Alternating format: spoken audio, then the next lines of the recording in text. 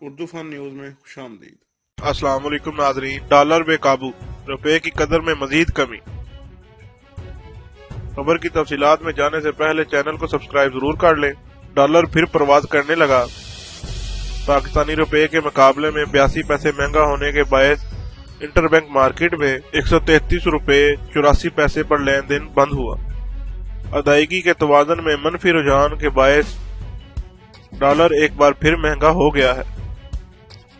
Inter bank market میں 84 پیسے اضافے کے بعد پاکستانی روپے کے مقابلے 133 روپے 84 پیسے پر لین دین بند ہوا۔ اوپن مارکیٹ میں بھی ڈالر کی قیمت میں 1 روپے اضافہ ہوا، جس کے بعد 184 روپے پر ٹریڈنگ بند، جس کے بعد 134 روپے پر ٹریڈنگ ہوتی رہی۔ معاشی تجزیہ کاروں کے مطابق چین کی جانب سے مالیاتی پیکج سے متعلق حکومتی واضح موقف نہ اپنانے اور ادائیگیوں کے توازن میں منفی رجحان کے باعث روپے پر دباؤ برقرار ہے۔ ویڈیو پسند آئے تو لائک